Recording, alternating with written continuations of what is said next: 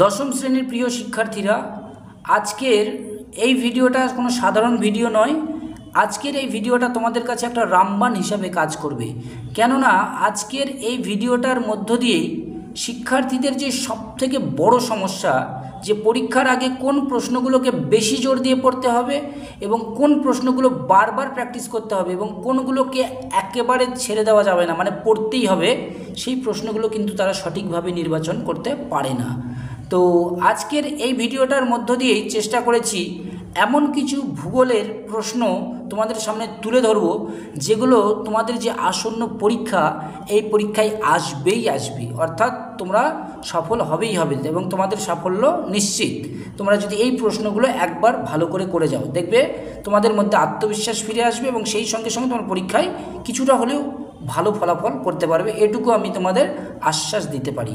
তো চলো দেখা যাক আজকের আমাদের যে সাবজেক্ট স্পেশালিস্ট স্যারেরা রয়েছে জিওগ্রাফির, যে সমস্ত প্রশ্নগুলো নির্বাচন করে দিয়েছেন, তার মধ্যে সবার প্রথম যে চ্যাপ্টারটা রয়েছে বহির্জাত প্রক্রিয়া ও তার দ্বারা সৃষ্ট ভূমিরূপ, সেই চ্যাপ্টার থেকে যে প্রশ্নগুলো খুবই গুরুত্বপূর্ণ, সেই প্রশ্নগুলো এক নজর দেখে নেওয়া যাক এক এক করে। তো এগুলো তোমরা মন দিয়ে একটু দেখো ভিডিওটা। তো প্রথম যে প্রশ্নটা আমাদের রাখা হয়েছে, নদী বা বায়ুর ক্ষয়কার্যের ফলে সৃষ্ট তিনটি ভূমিরূপ চিত্রসহ বর্ণনা করো। তো এটা 5 মার্কের জন্য খুবই গুরুত্বপূর্ণ, এতটা গুরুত্বপূর্ণ যে তোমাদের আমি বলে বোঝাতে পারছি না। আর এই প্রশ্নটা এখানে আমি লিখে দিয়েছি 100% পড়বেই, অর্থাৎ এই প্রশ্নটা যদি 10টা স্কুলে পরীক্ষা হয়, তার মধ্যে কিন্তু 7 থেকে 8টা স্কুলে এই প্রথম কোশ্চেনটা থেকেই কোশ্চেন হবে, গ্যারেন্টি। এইটা একদম তোমরা দেখে নেবে, পরীক্ষার পরে দেখে নেবে। আর এই প্রশ্নটা শুধুমাত্র তোমাদের স্কুলের পরীক্ষা নয়, টেস্ট এবং ফাইনাল পরীক্ষার জন্য গুরুত্বপূর্ণ। এবং যেহেতু এটা স্কুলের স্যারের হাতে নির্ভর প্রশ্নটা করছে, সেই জন্য তোমাদের বলে রাখি এই প্রশ্নটা সবার আগে করবে, নদী আর বায়ুর ক্ষয়কার্যের ফলে সৃষ্ট তিনটি ভূমিরূপ চিত্রসহ বর্ণনা করো। এরপরে যে প্রশ্নটা তোমাদের খুব ভালো করে দেখতে হবে, সেটা হচ্ছে 2 নম্বর যে প্রশ্নটা রয়েছে, বায়ুর সঞ্চয় কার্যের ফলে সৃষ্ট তিনটি ভূমিরূপ চিত্রসহ বর্ণনা করো। এরপরে যে প্রশ্নটাকে নির্বাচন করা হয়েছে, সেটা হচ্ছে বায়ু ও জলধারার মিলিত কার্যের ফলে সৃষ্ট তিনটি ভূমিরূপ চিত্রসহ বর্ণনা করা। এটা 90% চান্স রয়েছে, বায়ু ও জলধারা অথবা হিমবাহ জলধারার মিলিত কার্যের ফলে সৃষ্ট প্রধান ভূমিরূপগুলি চিত্রসহ বর্ণনা করো। সবার আগে তোমরা এই প্রশ্নটা খুব ভালো করে রেডি করো, এই প্রশ্নগুলো রেডি করো, দেখবে তোমরা পরীক্ষায় কমন পাবেই পাবে, গ্যারেন্টি দিলাম এটা আমি। তোমরা পরীক্ষার পরে এসে চ্যানেলে কমেন্ট করে জানিও যে পরীক্ষায় কমন পেয়েছো কি পাওনি। তারপরের কোশ্চেনটা দেখো। এবার যেটা রাখা আছে, মান 2-এর জন্য তোমাদের যে প্রশ্নগুলো একটু পড়তে হবে, সেগুলো এক নজর দেখে নেওয়া যাক। মান 2-এর জন্য একটু কোশ্চেনের সংখ্যাটা বেশি হবে, কারণ তোমরা বুঝতেই পারছো অনেক 2 নম্বরের প্রশ্ন রয়েছে। তো প্রথম যে প্রশ্নটাকে রাখা হয়েছে সেটা হচ্ছে জলবিভাজিকা, এরপরে রয়েছে অশ্বক্ষুরাকৃতি হ্রদ, তারপর রয়েছে ধারণ অববাহিকা বা নদী অববাহিকা বলতে কী বোঝো। এরপর নেক্সট কোশ্চেনটা রয়েছে জলচক্র, তারপর রয়েছে হিমরেখা, এরপর রয়েছে হিমশৈল আর ড্রামলিন, এটা খুব গুরুত্বপূর্ণ কোশ্চেন। এরপর রয়েছে গ্রাবরেখা। এর পরবর্তীতে যে প্রশ্নগুলো রাখা হয়েছে সেটা হচ্ছে ষষ্ঠঘাতের সূত্র, এরপর রয়েছে খাড়ি, তারপরে রয়েছে ক্রেভাস, এরপর রয়েছে ইনসেলবার্জ, বহিবিধৌত সমভূমি, অপসারণ সৃষ্ট গর্ত, পর্যায়ন বলতে কী বোঝো, অগ্নিভবন বলতে কী বোঝো। তাহলে এই ছিল তোমাদের 2 মার্কের জন্য প্রশ্ন। এবার পার্থক্যের জন্য তোমাদের যে যে প্রশ্নগুলো পড়তে হবে, সেগুলো এক নজর দেখে নাও। আশা করছি তোমাদের প্রশ্নগুলো কম বেশি রেডি রয়েছে এবং তোমাদের স্যারেরা কম বেশি ব্যাখ্যাও করে দিয়েছে। তো পার্থক্যের মধ্যে যে যে প্রশ্নগুলো খুব ভালো করে পড়তে হবে, সেটা হচ্ছে আরোহণ এবং অবরোহণ, বইয়ের প্রথমের দিকেই রয়েছে এগুলো। এরপরে যে প্রশ্নটা রয়েছে সেটা হচ্ছে গিরিখাত ও ক্যানিয়নের মধ্যে পার্থক্য। নেক্সট যে প্রশ্নটা রয়েছে পেডিমেন্ট ও বাজাদার মধ্যে পার্থক্য। এর পরবর্তীতে যে প্রশ্নটাকে সিলেকশন করা হয়েছে সেটা হচ্ছে ইয়ারদাং ও জিউগেনের মধ্যে পার্থক্য। নেক্সট যে প্রশ্নটা রয়েছে অনুদৈর্ঘ্য বালিয়ারি ও তির্যক বালিয়ারি। এরপরে যে প্রশ্নটা রয়েছে সেটা হচ্ছে বারখান বালিয়ারি ও শিব বালিয়ারির মধ্যে পার্থক্য লেখো। তাহলে এই প্রশ্নগুলো পার্থক্যের জন্য প্রত্যেক শিক্ষার্থীকে একবার হলেও কিন্তু পড়তেই হবে, যদি তোমরা চূড়ান্ত সাফল্য পেতে চাও। তো প্রশ্নগুলো অবশ্যই ভালো করে করবে, আশা রাখছি তোমরা প্রশ্নগুলো তোমাদের হয়েও গেছে, একবার জাস্ট রিভিশন দিয়ে নেবে, অবশ্যই দেখে যাবে এই প্রশ্নগুলো, খুব গুরুত্বপূর্ণ পরীক্ষা পারপাসে। এরপরে যে প্রশ্নগুলো রাখা হয়েছে মান 3-এর জন্য, এবার আমরা চলে এসেছি প্রথম অধ্যায় থেকে মান 3-এর জন্য যে প্রশ্নগুলো পড়তে হবে, মাত্র কয়েকটা প্রশ্ন তোমাদের জন্য নির্বাচন করে দিয়েছে, আর এগুলো কিন্তু পড়তেই হবে, এগুলোকে কোনো রকমভাবে অ্যাভয়েড করতেই পারবে না, এই প্রশ্নগুলো ছাড়তেই পারবে না, পড়তেই হবে।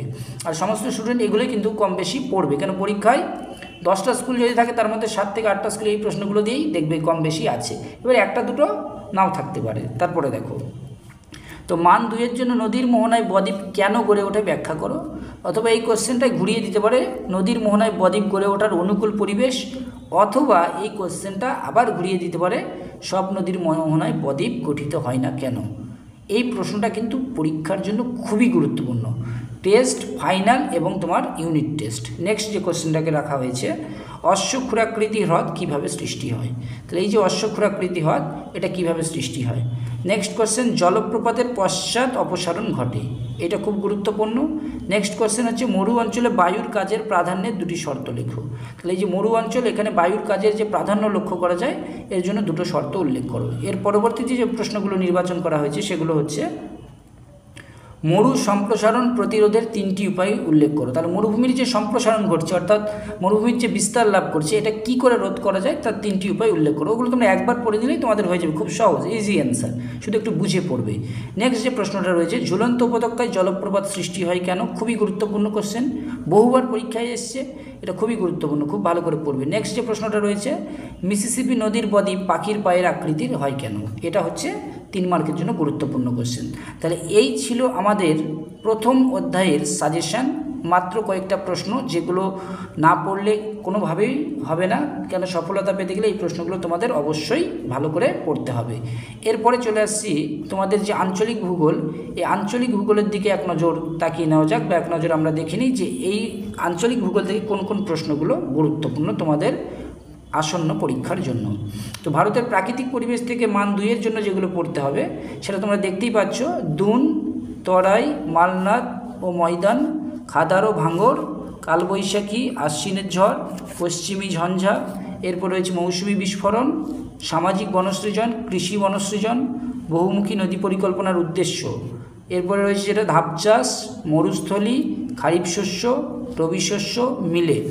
এছাড়াও আর যে প্রশ্নগুলো রয়েছে সেগুলো তোমরা একবার দেখে নাও। এখানে দেখানো হয়েছে লু, আধি, ফালি চাষ, মিলেট, আর খারিফ শস্য, রবি শস্য, মিলেট। এই যে প্রশ্নগুলো রয়েছে, এই প্রশ্নগুলো তোমরা স্ক্রিনশটও নিয়ে রাখতে পারো, কেন এগুলো তোমাদের কাজে লাগবে। এগুলো থেকেই কিন্তু কম বেশি প্রশ্ন থাকবে। এরপর মান 3 এর জন্য যে প্রশ্নগুলোকে নির্বাচন করা হয়েছে দেখে নাও এক নজর। বৃষ্টির জল সংরক্ষণের উদ্দেশ্যগুলি কি কি, তো এটা খুব ভালো করে পড়ো। বৃষ্টির জল সংরক্ষণের উদ্দেশ্যগুলো কি, ভারতের কৃষ্ণ মৃত্তিকার বৈশিষ্ট্যগুলি লেখো, এরপর হচ্ছে ল্যাটেরাইট মৃত্তিকার 3টি বৈশিষ্ট্য, আর ভারতের জলবিভাজিকাগুলির নাম লেখো। তাহলে এই ছিল মান 3 এর জন্য মাত্র কয়েকটা প্রশ্ন। এবার 2 এরগুলো অনেক সময় দেখা যায় 3এও কিন্তু থাকে, তাই তোমরা 2 এরগুলো একটু বড় করে পড়ার চেষ্টা করবে। এরপরে পার্থক্যধর্মী প্রশ্ন থেকে যে প্রশ্নগুলো খুবই গুরুত্বপূর্ণ, পার্থক্যধর্মী কোশ্চেন থেকে, সেগুলো হচ্ছে ভারতের পূর্ব উপকূল ও পশ্চিম উপকূল। তো এই প্রশ্নটা 2011 সাল থেকেও গুরুত্বপূর্ণ, মানে চলেই আসছে যে হয় পূর্ব উপকূল, না হলে পশ্চিম উপকূল, অথবা উত্তর ভারত ও দক্ষিণ ভারতের নদ নদীর মধ্যে পার্থক্য লেখো।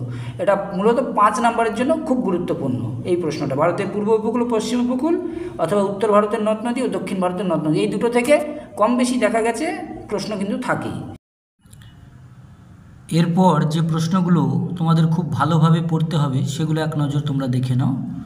তো এরপর যেটা বলা হয়েছে, পূর্বঘাট ও পশ্চিমঘাট পর্বত এর মধ্যে পার্থক্য লেখো। নেক্সট যে কোশ্চেনটা রয়েছে, মালনাদ ও ময়দান এর মধ্যে পার্থক্য লেখো। ক্রান্তীয় চিরহরিত অরণ্য ও ক্রান্তীয় পর্ণমোচী অরণ্যের মধ্যে পার্থক্য লেখো। নেক্সট যে কোশ্চেনটা রয়েছে খুবই গুরুত্বপূর্ণ কোশ্চেন, এই প্রশ্নটা বহু পরীক্ষায় এসছে, ভারতের পশ্চিম বাহিনী নদীগুলির মোহনায় বদ্বীপ গড়ে ওঠেনি কেন। তো ভারতের যে পশ্চিম বাহিনী নদী, এই পশ্চিম বাহিনী নদীগুলির মোহনায় বদ্বীপ গড়ে ওঠেনি কেন। অথবা এই প্রশ্নটাই ঘুরিয়ে দিতে পারে, নর্মদা ও তাপ্তি নদীর মোহনায় বদ্বীপ গড়ে ওঠেনি কেন। নেক্সট যে প্রশ্নটা খুবই গুরুত্বপূর্ণ সেটা হচ্ছে এই যে এইটা, করমণ্ডল উপকূলে বছরে 2 বার বৃষ্টিপাত হয় কেন, উক্তিটি ব্যাখ্যা করো। নেক্সট কোশ্চেন যেটা রয়েছে, অতিরিক্ত ভৌমজল উত্তোলনের যে কুপ্রভাব বা খারাপ প্রভাব সেগুলি সম্পর্কে বর্ণনা করো। পরবর্তীতে যে প্রশ্নগুলো রয়েছে, ভারতের যে জলবায়ু, এই জলবায়ুর নিয়ন্ত্রক হিসাবে এল নিনো ও লা নিনো এর প্রভাব লেখো। এটিও খুব গুরুত্বপূর্ণ একটা কোশ্চেন। শেষ মুহূর্তের দিকে তোমরা এই প্রশ্নগুলো খুব ভালো করে কিন্তু প্র্যাকটিস করে যাবে, খুব ভালো করে সেগুলোকে রেডি করবে এখন থেকে। নেক্সট যে কোশ্চেনটা রয়েছে, ভারতীয় কৃষিতে জলসেচের প্রয়োজনীয়তা লেখো, অথবা ভারতীয় কৃষির সমস্যা ও বৈশিষ্ট্যগুলি লেখো। মানে কৃষি থেকে জলসেচের প্রয়োজনীয়তা অথবা কৃষির সমস্যা ও বৈশিষ্ট্যগুলি লেখো। নেক্সট যে কোশ্চেনটাকে রেখেছি, খুবই গুরুত্বপূর্ণ একটা কোশ্চেন, ভারতের অরণ্য সংরক্ষণের 3টি উপায় সংক্ষেপে লেখো। অরণ্য সংরক্ষণের যে বিভিন্ন উপায়গুলো রয়েছে তার মধ্যে যে কোনো 3টি উপায় সংক্ষেপে আলোচনা করো। এটি গুরুত্বপূর্ণ কোশ্চেন। তাহলে এই ছিল তোমাদের প্রশ্ন।